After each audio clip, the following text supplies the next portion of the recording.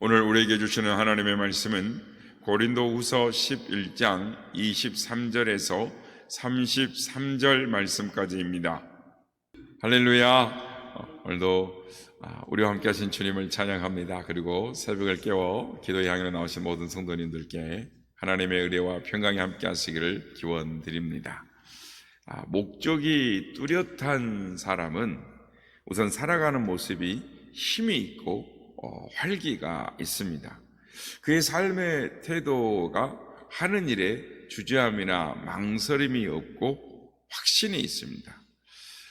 그러한 삶 가운데는 만족감이 있고 기쁨이 있는 것입니다. 자기가 하는 일에 대해서 만족이 있고 기뻐하고 또 즐거워하면서 살아가는 사람, 그 사람은 참 행복한 사람일 것입니다. 우리는 성경에서 그런 사람을 찾아볼 수가 있습니다. 그 사람은 바로 사도 바울입니다.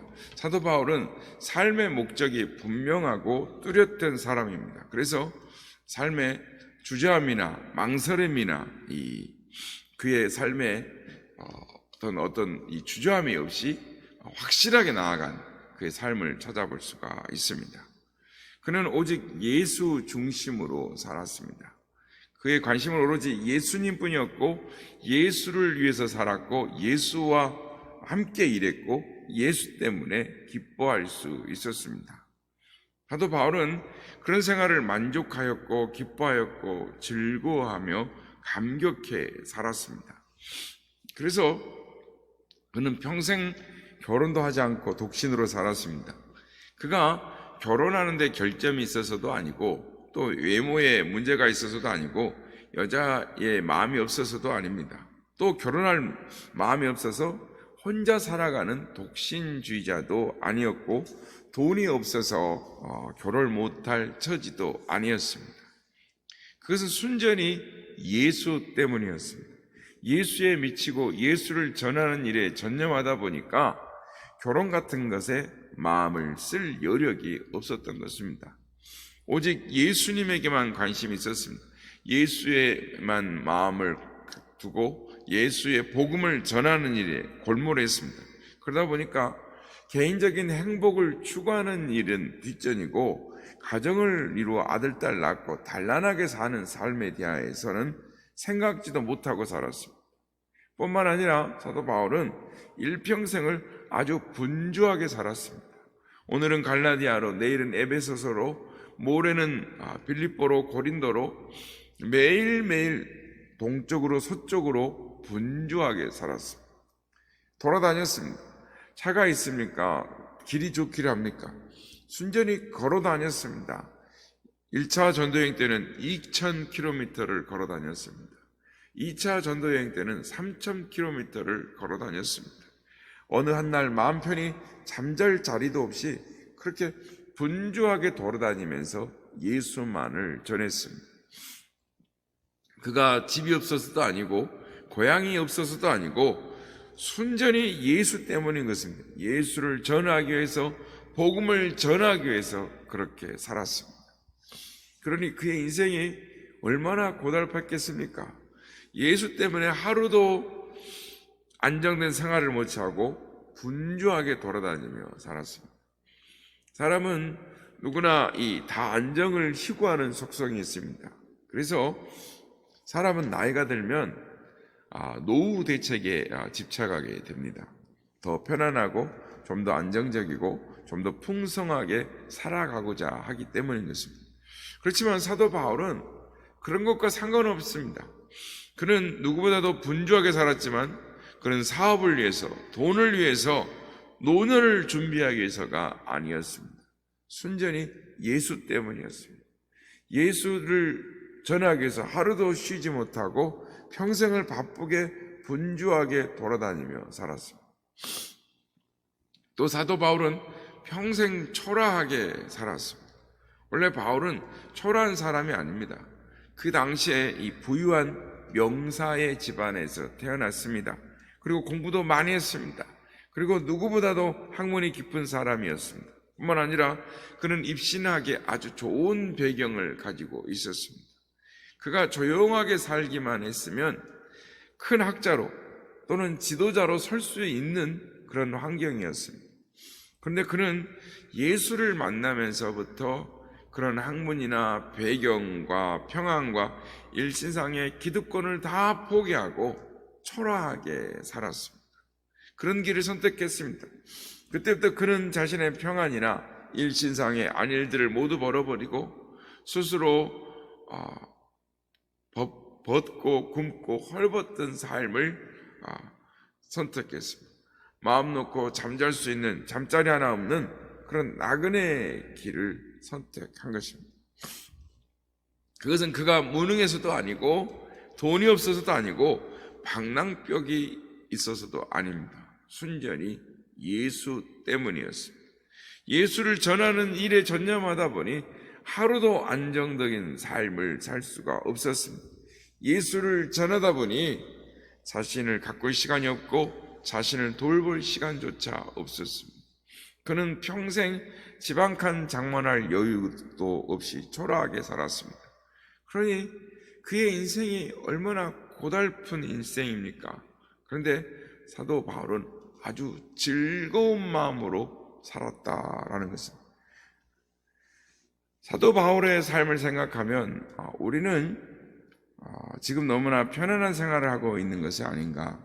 우리는 너무 많이 가진 것이 많고 잠을 많이 자고 너무 많이 먹고 너무 많이 즐기며 살아가고 있지 않는가라는 생각을 해봅니다. 저는 이 사도 바울의 삶과 저의 삶을 비교해 보면 어떤 때는 이 부끄러울 때가 많이 있습니다. 너무 안주하는 것 같고 너무 평안한 삶을 살고 있는 것은 아닌가.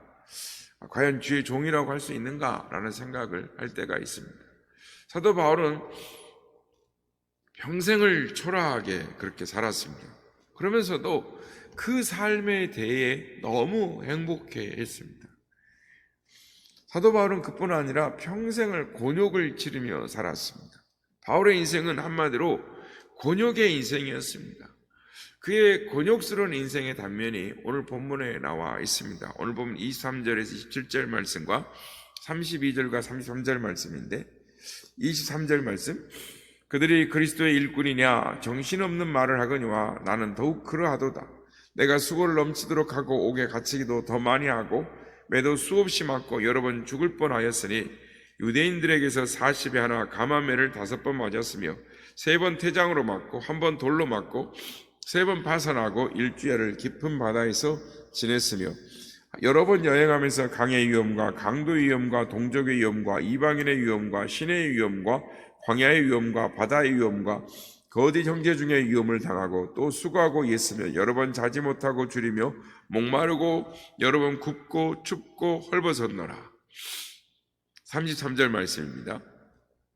다메섹에서 아레다 왕의 고관이 나를 잡으려고 다메섹 성을 지켰으나 나는 광주리를 타고 들창문으로 성벽을 내려가 그 손에서 벗어났노라. 이것이 사도 바울의 전도의 역정이고 인생의 역정이었습니다. 한마디로 사도 바울은 곤욕스러운 삶을 살았습니다. 그것은 그가 잘못해서도 아니고 그가 실수를 해서도 아니고 죄를 지어서도 아닙니다. 그것은 순전히 예수 때문이었습니다. 예수의 복음을 전하다가 곤욕을 당했습니다. 예수 때문에 순환을 당했습니다. 그러면서도 그는 단 한 번도 후회를 해본 적이 없고 단 한 번도 원망을 해본 적이 없습니다.